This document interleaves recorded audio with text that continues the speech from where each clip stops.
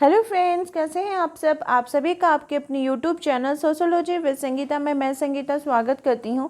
और इस चैनल के माध्यम से हम लोग सोशियोलॉजी के कम्पिटिटिव एग्जाम का प्रिपरेशन करते हैं, जिसके अंतर्गत आपको यूट्यूब पे डेली 2 क्लासेस मिलती हैं। सुबह के 8 बजे के क्लास में हम लोग कवर कर रहे हैं झारखंड माध्यमिक आचार्य के सोशियोलॉजी के सिलेबस को, जहाँ पे आप लोगों को जो ऑफिशियल नोटिफिकेशन है उसमें आप लोग सिलेबस देखिएगा तो 67 आप लोगों को यूनिट दिया गया है।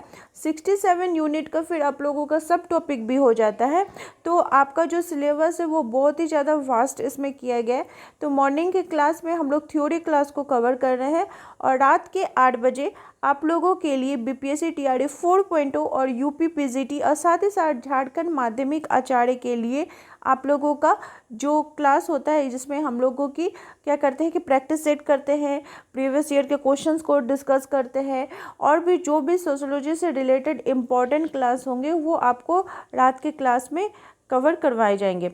देखिए, जो भी स्टूडेंट्स पेड ग्रुप से ज्वाइन होना चाहते हैं, क्योंकि यूट्यूब पे तो आपको डेली 2 क्लासेस मिल ही रही हैं, और वैसे स्टूडेंट जो अपनी तैयारी को बेहतर बनाना चाहते हैं, देखिए आपको जो नोट्स प्रोवाइड किए जाएंगे वो 100%, मैं 100% बोल रही हूँ, इसका मतलब 100% आपके सिलेबस के अकॉर्डिंग होंगे, ठीक है। और सोशियोलॉजी में मैं जो आपको सिलेबस के अकॉर्डिंग नोट्स प्रोवाइड करूँगी उससे बाहर आप लोगों का क्वेश्चन आने वाला नहीं है। तो बात की जाए तो वैसे स्टूडेंट जो पेड ग्रुप से ज्वाइन होना चाहते हैं, तो यहाँ पे कॉन्टैक्ट नंबर आपको दिख रहा होगा, इस नंबर पे आप कॉन्टैक्ट करके नोट्स को परचेस कर सकते हैं। और साथ ही साथ मैं बात करूं तो जो नए स्टूडेंट है उनको फ़ीस लगेगा 1999 का, और जो पुराने स्टूडेंट हैं उनको 25% का फ़ीस का ऑफ रहेगा। ये जो फ़ीस है ये आपका झारखंड माध्यमिक आचार्य का है। और वहीं अगर बात की जाए बीपीएससी टीआरई 4.0 और यूपी पीजीटी के लिए, तो इसके लिए आपको पेमेंट करना होगा, 1000 का पेमेंट करना होगा, जिसमें आपको आपके सिलेबस के अकॉर्डिंग नोट्स प्रोवाइड किए जाएंगे। पेपर 2 का तो मटेरियल आपको मिलेगा, यानी सोशियोलॉजी का तो मटेरियल मिलेगा, साथ ही साथ आपको पेपर 1 जीके जीएस के भी पोर्शंस को आपको दिए जाएंगे। तो चलिए क्लास को स्टार्ट करते हैं। और पेड ग्रुप में ज्वाइन होने का एक फ़ायदा ये है कि आपको टेलीग्राम का लिंक भी मिलेगा, जो कि फ्री ऑफ कॉस्ट रहेगा पेड ग्रुप के स्टूडेंट के लिए, जहाँ पे आप डेली टेस्ट को अटेम्प्ट कर सकते हैं। तो चलिए आज के क्लास को स्टार्ट करते हैं। आज हम लोग का प्रैक्टिस सेट नंबर 7 है, जहाँ पे हम लोग 50 क्वेश्चंस को कवर करते हैं। देख सकते हैं आज जो हम लोग 50 क्वेश्चंस को डिस्कस करेंगे ये एनसीईआरटी बेस्ड आपका होने वाला है। क्या होने वाला है? एनसीईआरटी बेस्ड होने वाला है। और ये क्लास 12 के क्वेश्चंस को, क्लास 12 में किस प्रकार के क्वेश्चन हैं जो प्रीवियस ईयर में पूछे जाते हैं उसको हम लोग डिस्कस करेंगे। क्योंकि एनसीईआरटी जो है वो किसी भी एग्ज़ाम का, जो सोशियोलॉजी का एग्ज़ाम है उसका एक बेस होता है, ठीक है। तो इसको भी हम लोग को जानना जरूरी होता है। तो चलिए आज का हमारा पहला क्वेश्चन है।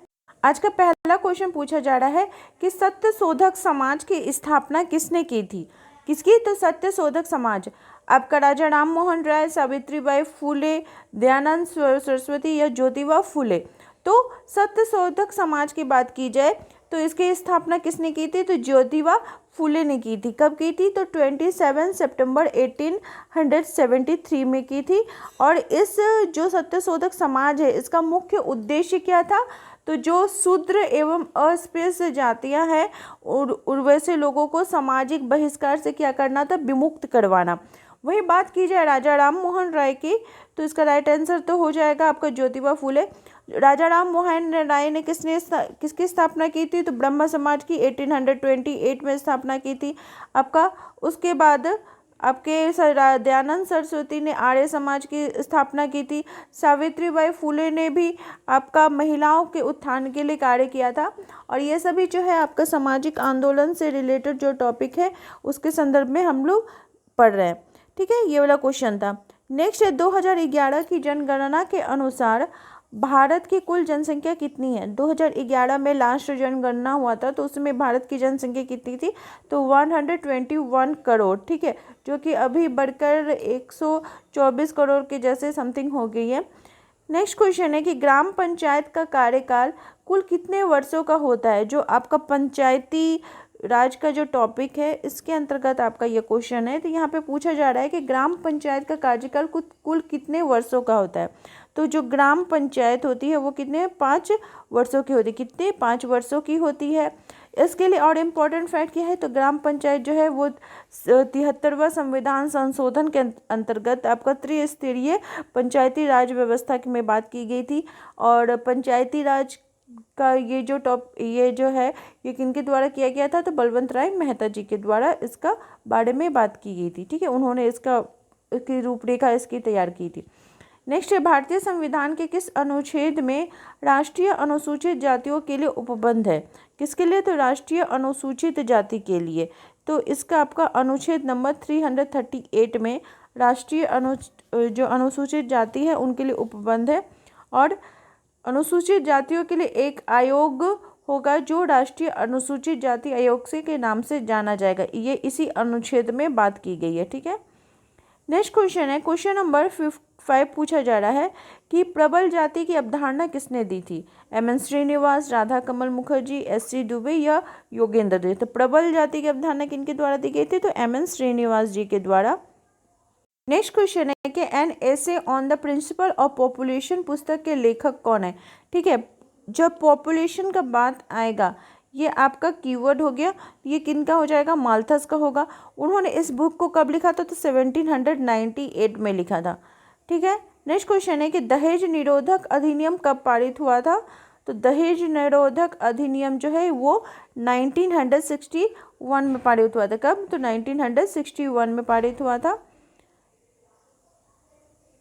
बात की जाए, यह अधिनियम हिंदू समाज में दहेज की जो भीषण समस्या थे उसको हल करने के लिए पारित किया गया था। और वर्ष 1986 में दहेज निरोधक अधिनियम 1961 में संशोधन कर इसे और कठोर बनाया गया था। ये जो अधिनियम 1961 में बना था इसी को और अच्छे प्रकार से संशोधन करके 1986 में इसको और कड़ा बनाया गया।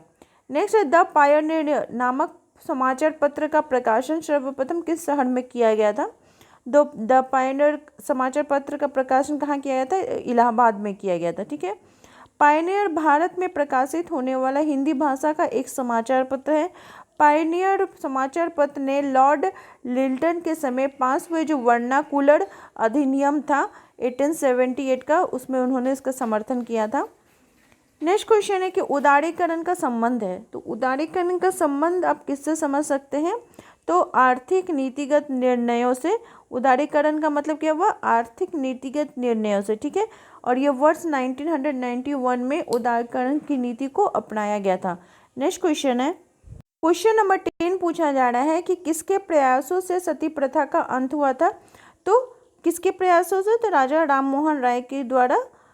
किनके द्वारा? राजा राममोहन राय के द्वारा उनके प्रयासों से सती प्रथा का अंत हुआ था। उन्होंने किसकी स्थापना की थी? तो ब्रह्म समाज की स्थापना की थी। नेक्स्ट क्वेश्चन है, नेक्स्ट क्वेश्चन पूछा जा रहा है आपका कि संस्कृतिकरण शब्द की उत्पत्ति किसने की थी? तो संस्कृतिकरण, आधुनिकरण, ब्राह्मणीकरण, प्रबल जाति, प्रभुत्व जाति, इन सभी के बाद किनके द्वारा की गई है? तो M.N. श्रीनिवास जी के द्वारा। किनके द्वारा? तो M.N. श्रीनिवास जी के द्वारा।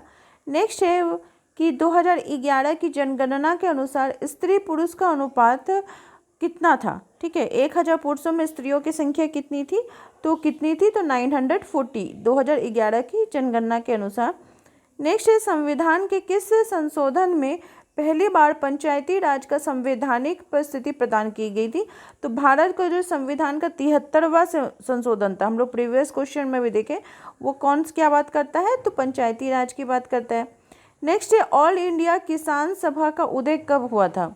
तो ऑल इंडिया किसान सभा, जिसको कि अखिल भारतीय किसान सभा बोला जाता है, इसका उदय 11 अप्रैल 1936 को हुआ था। और इसके संस्थापक कौन थे? तो सहजानंद सरस्वती। ठीक है, ये चीज़ इम्पॉर्टेंट है, ये इम्पॉर्टेंट है, आप लोग इसको याद रखिएगा। ठीक है, नेक्स्ट है कि M.N. श्रीनिवास का पूरा नाम क्या है? तो M.N. श्रीनिवास का पूरा नाम क्या है? मैसूर नरसिंहाचार्य श्रीनिवास इनका पूरा नाम है। ठीक है, नेक्स्ट क्वेश्चन है, क्वेश्चन नंबर 6 पूछा जा रहा है कि राष्ट्रवाद का जनक किसके परिणाम स्वरूप हुआ था? कि राष्ट्रवाद किसके परिणाम स्वरूप आया है? ठीक है, संप्रदायवाद, जातिवाद, उपनिवेशवाद या प्रजातिवाद? तो राष्ट्रवाद जो है वो हमें उपनिवेशवाद के परिणाम स्वरूप देखने को मिलता है। नेक्स्ट है कि भारत में वाणिज्यिक मोबाइल सेवा प्रारंभ हुई। वाणिज्यिक मोबाइल सेवा कब प्रारंभ हुई थी?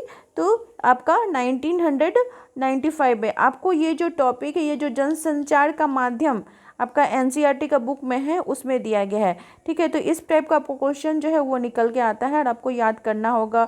आपको इस सब क्वेश्चन के बारे में जानकारी होनी चाहिए, इसलिए मैंने आपको आज की ये क्लास लेकर आई हूँ। नीचे मजदूर संघ यानी ट्रेड यूनियन की स्थापना किसने की थी? तो मजदूर संघ ट्रेड यूनियन की स्थापना इनके द्वारा की गई थी, वीपी वाडिया जी के द्वारा। मद्रास मजदूर संघ 1918, यह भारत का पहला आधुनिक मजदूर संगठन था। अगर आपको पूछ देगा कि भारत का पहला आधुनिक मजदूर संगठन कौन सा था, तो वो हो जाएगा मद्रास मजदूर संघ, जो कि 1918 में हुआ था। ब्रह्म समाज की स्थापना कब हुई थी? तो 1828 में राजा राम मोहन राय जी के द्वारा। नेक्स्ट है कि ये किसने कहा है कि राज्य एक ऐसा निकाय होता है जो एक विशेष क्षेत्र में विधि सम्मत एकाधिकार का सफलतापूर्वक दावा करता है? कौन? तो राज्य। तो ये राज्य जो टॉपिक है, इसके संदर्भ में कौन बात करते हैं? मैक्स वेबर बात करते हैं। वे बोलते हैं कि राज्य एक ऐसा निकाय होता है जो कि एक विशेष क्षेत्र में विधि सम्मत एकाधिकार का सफलतापूर्वक दावा करता है। मतलब राज्य क्या है? एक विशेष क्षेत्र है और उसको एक विशेष अधिकार प्राप्त है, कानूनी तौर पे उसको अधिकार प्राप्त है। कोई भी राज्य का, आप झारखंड का पकड़ लिए, बिहार का पकड़, सबका अपना एक कानून है, उसके तहत वो चलता रहता है। ठीक है, तो उसी के बारे में बात की जा रही है। क्वेश्चन पूछा जा रहा है कि संस्कृति को भौतिक और अभौतिक संस्कृतियों में किसने वर्गीकृत किया है? कि संस्कृति क्या है और भौतिक और अभौतिक। तो मैंने आपको जो संस्कृति का थ्योरी का क्लास करवाया था, उसमें इसके संदर्भ में बात की थी। कौन बात करते हैं? भौतिक और अभौतिक संस्कृति। तो आपका राइट आंसर हो जाएगा आर्गवन। कौन करते हैं? आर्गवन महोदय करते हैं। भौतिक संस्कृति के अंतर्गत हो गया जिसका जो मूर्त रूप होता है, जिसको कि हम लोग देख सकते हैं, जैसे कंप्यूटर, पंखा, कुर्सी, ये सभी चीज़ें हो गए। और अभौतिक संस्कृति के अंतर्गत हो गया जो कि जिसको कि हम महसूस कर सकते हैं, जो हमारे मनोभाव विचारधारा पर आधारित होता है, जैसे धर्म, परंपरा, रीति रिवाज, संस्कृति, ये कला, ये सभी अभौतिक संस्कृति के अंतर्गत आ जाएंगे। ठीक है, नेक्स्ट क्वेश्चन है कि 2011 की जनगणना के अनुसार लिंग अनुपात क्या था? तो 1000 पुरुष में महिलाओं की संख्या कितनी थी? तो 940 थी। तो आपका ऑप्शन नंबर 8 राइट हो जाएगा। नेक्स्ट है कि जाति एवं वर्ग में कौन सा गुण समान है? जाति और वर्ग में कौन सा गुण समान है? तो देखिएगा कि आपका श्रेणी क्रम, ठीक है, क्या है? श्रेणी क्रम जो है वो समान है, कि अर्थात जाति एवं वर्ग दोनों में आपको श्रेणी देखने को मिलेगी। जन्म पर आधारित जो आपका जाति हो गया और कर्म पर आधारित वर्ग हो गया। नेक्स्ट है, निम्न में से कौन एक समुदाय की विशेषता नहीं है? ठीक है, निश्चित क्षेत्र, सामुदायिक भावना, ऐच्छिक सदस्यता या सामान्य जीवन। तो देखिए, जो समुदाय होता है, जिस समुदाय के आप सदस्य होते हैं, तो वहाँ पे तो आपको निश्चित क्षेत्र देखने को मिलेगा। आप जिस समुदाय के सदस्य होते हैं उसमें आपको हम की भावना भी देखने को मिलती है। ठीक है, सामुदायिक भावना देखने को मिलती है। उस समुदाय के जो भी सदस्य होते हैं वो एक सामान्य जीवन यापन करते हैं। लेकिन ऐसा नहीं है कि आप समुदाय, आप समिति को ऐच्छिक बना सकते, कोई भी कमेटी के मेंबर आप बन सकते हैं, या आपकी इच्छा पर आधारित। लेकिन जो समुदाय है वो आपका जन्म से निर्धारित रहता है। तो ये जो ऐच्छिक है ये विशेषता नहीं हो जाएगा। ठीक है, कि ऐच्छिक विशेषता ये नहीं होगा। नेक्स्ट है, क्वेश्चन नंबर 5 पूछा जा रहा है कि संयुक्त परिवार पर औद्योगिकरण एवं नगरीकरण का प्रभाव का अध्ययन किसने किया था? किस पे? तो संयुक्त परिवार पे। तो जो संयुक्त परिवार का टॉपिक पढ़िएगा तो उसके अंतर्गत आपको बोला जाएगा। राइट आंसर है कि एम कपाडिया, इरावती कर्वे या GS घुड़े या फिर MS घुड़े। तो इसका जो होगा ध्यान में रखिएगा, जब भी संयुक्त परिवार की बात आए, औद्योगिकरण एवं नगरीकरण का प्रभावों का अध्ययन, तो इसका राइट आंसर आपका हो जाएगा MS घोड़े। कौन हो जाएगा? MS घोड़े। और इनकी पुस्तक का नाम क्या था? Urbanization in modern India. ठीक है, अर्बनाइजेशन इन मॉडर्न इंडिया। पुस्तक का नाम क्या था? Urbanization and family change in modern India. क्या नाम था? Urbanization and family change in India, इनकी पुस्तक थी। ठीक है, नेक्स्ट क्वेश्चन है कि भारत में पिछड़े वर्ग आयोग का अध्यक्ष कौन थे? तो पिछड़े वर्ग आयोग का प्रथम अध्यक्ष, ठीक है, प्रथम यहाँ पे पूछा जा रहा है, तो प्रथम अध्यक्ष आपका हो जाएंगे काका कालेलकर। और वीपी मंडल हो जाएंगे द्वितीय पिछड़े वर्ग के आयोग के अध्यक्ष। नेक्स्ट क्वेश्चन है कि जनसंख्या के आकार को निम्नलिखित में से कौन सा कारक प्रभावित करता है?